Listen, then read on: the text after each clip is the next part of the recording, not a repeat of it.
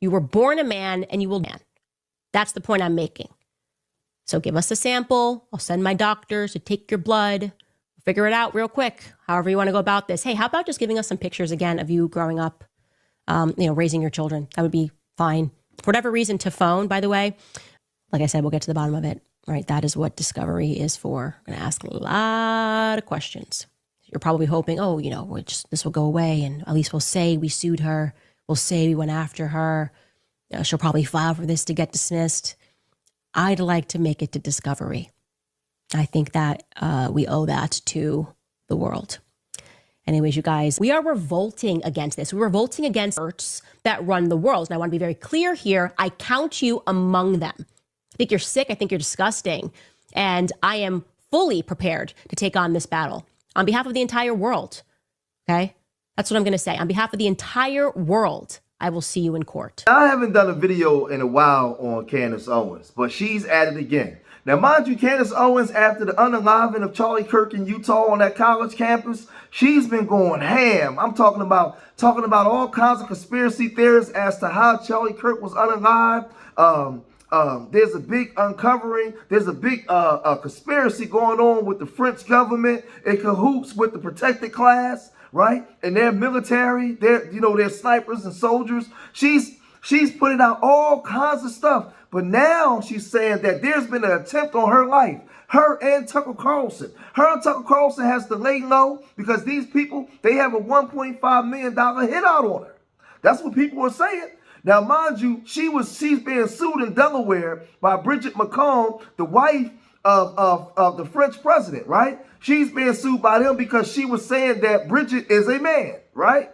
So they have like a $200 million lawsuit out on her. I uncovered that, right? And she's now connecting the situation she's having with France, with the protected class in that country, the people that she's saying that's responsible for unaliving Charlie Kirk, right? She's saying that guy that they got in jail, he has nothing to do with it. He's somebody that they just came and just put charges on him. That's basically what she's saying, right? And she's been dropping receipts after receipts, right? Saying that she has proof. But now she's saying that she's afraid for her life. She's talking like this. I'd like to follow up with Andrew Colvett. Let's stick with you.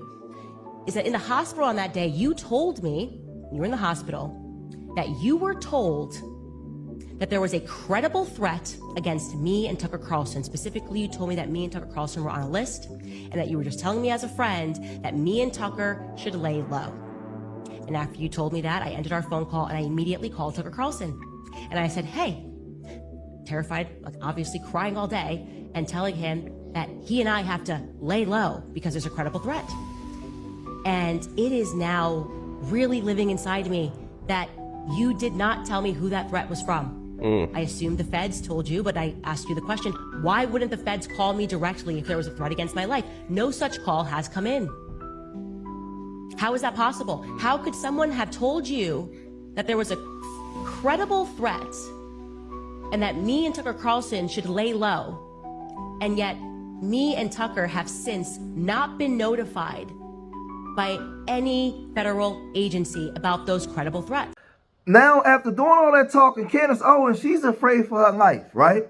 Because she was going after the French president as if that was going to go unscathed. Like they wasn't, man, no, these people in these powerful places, like, listen, she's online doing this now.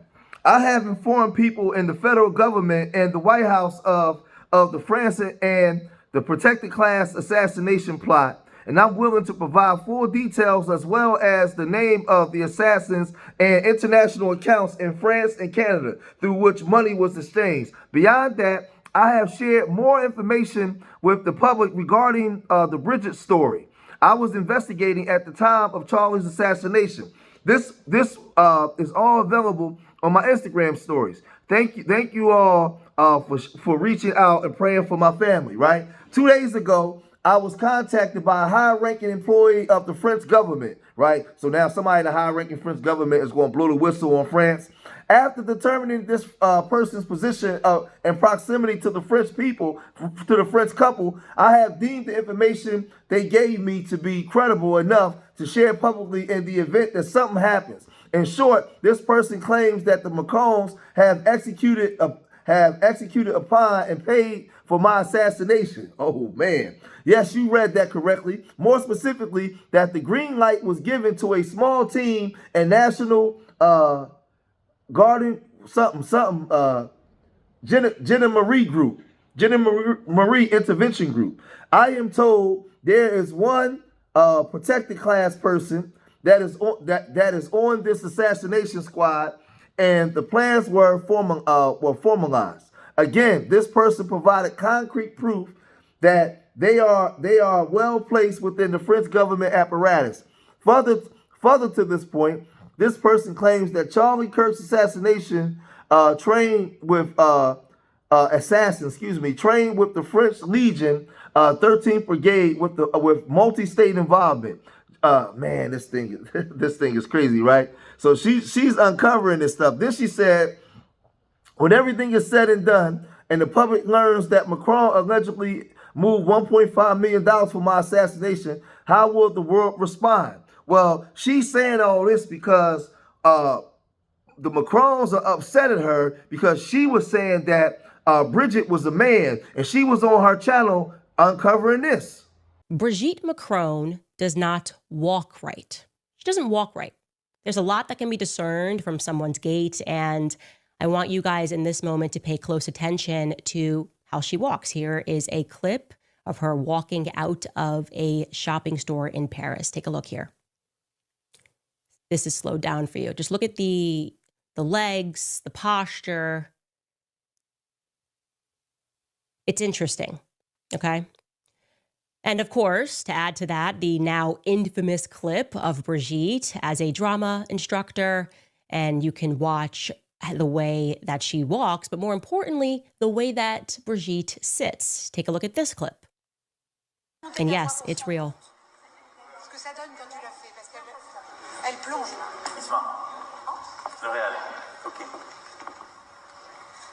Okay. There's something about the manner that Brigitte is sitting that you look at that as a woman and you go, that's just not the way that women sit, right? We do not widespread in that manner. We tend to understand that when you look at that image, you're looking at somebody that is a dude. But I'm more concerned in that moment of the way that she's sort of wide walking, right? When you see her coming out of the store.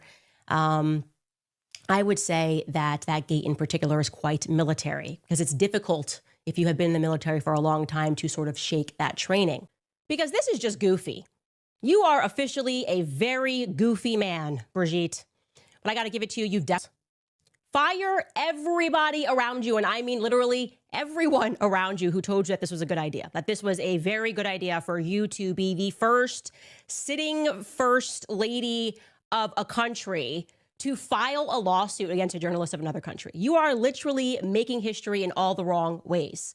And I want to be very clear here right at the top that this is obvious, very clear that it is an obvious and desperate public relations strategy. That's what this is.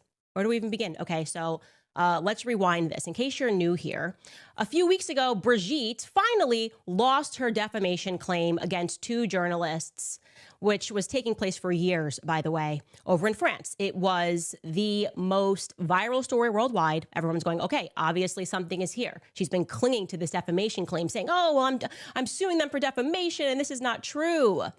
And Brigitte's world, therefore, came crashing down because that was her only effective PR strategy. That was the only thing that they used to dissuade the rumors that she was born a man. It was an absolute farce of a lawsuit, which relied upon the public not knowing the details of the lawsuit at all. In short, the lawsuit was not about whether or not she was born a man, okay? That's not the claims of defamation that she was bringing against them.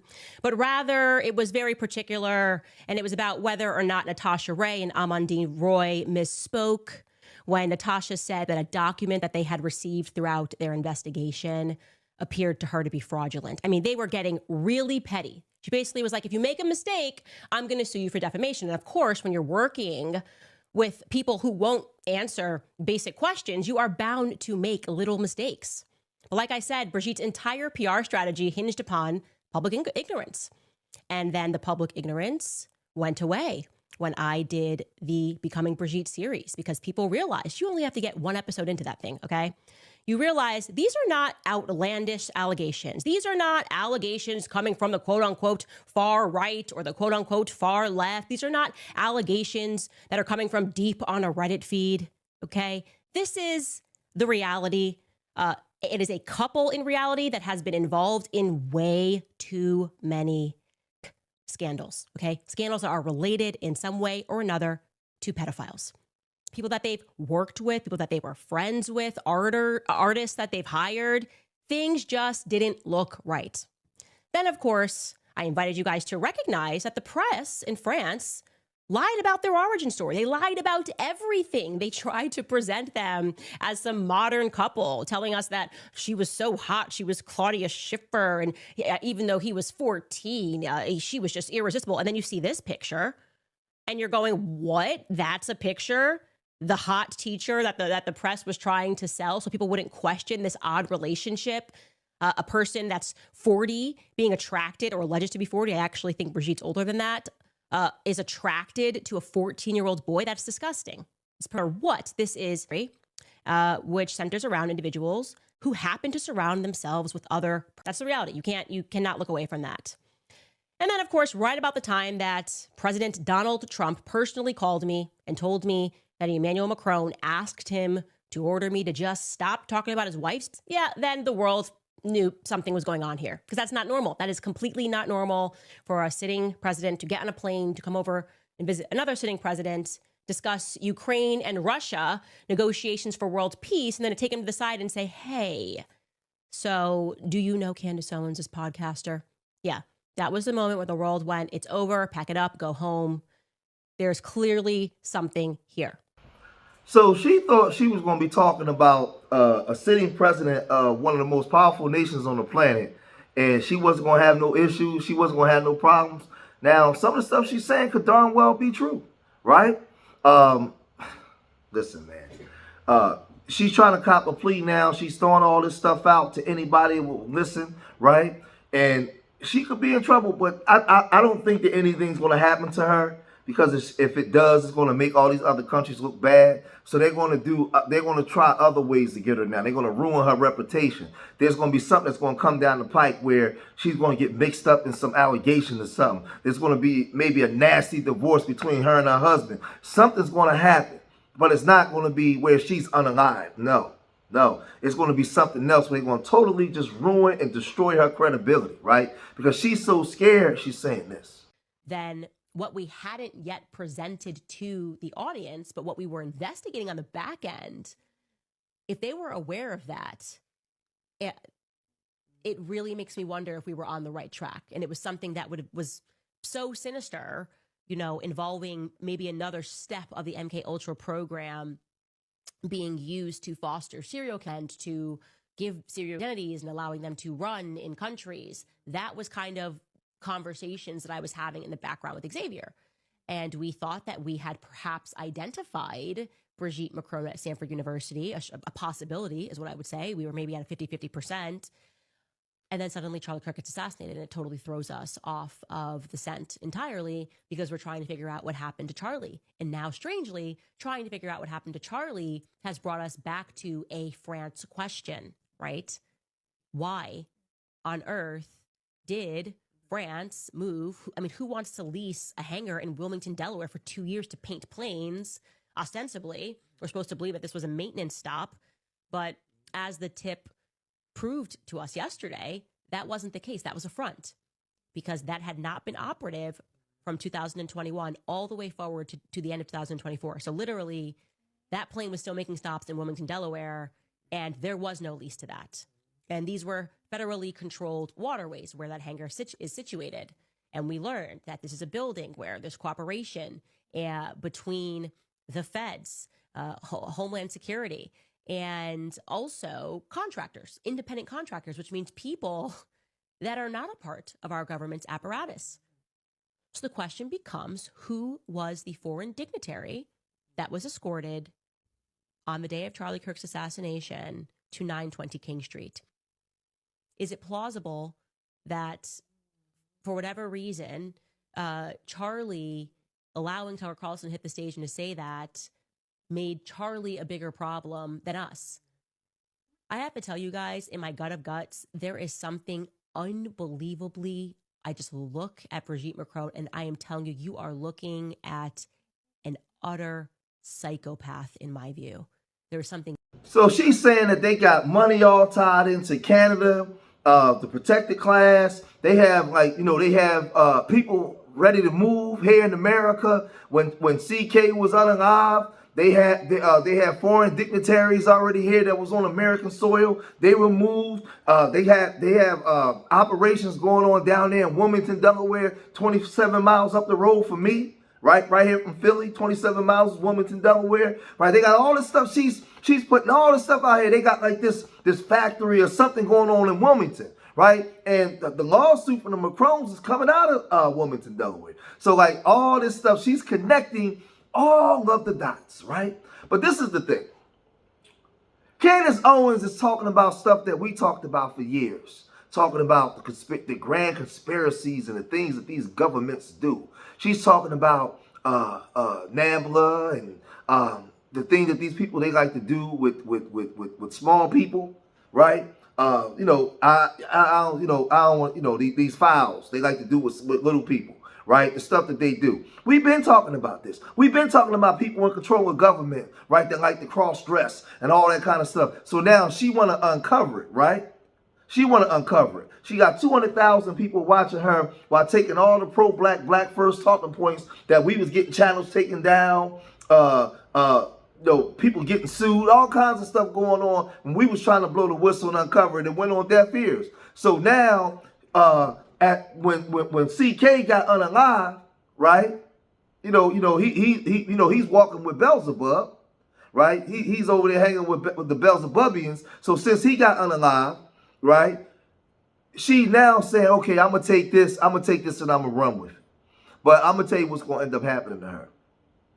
They're gonna do, like I told you, they're gonna do something to ruin, to totally wipe her out, to destroy her.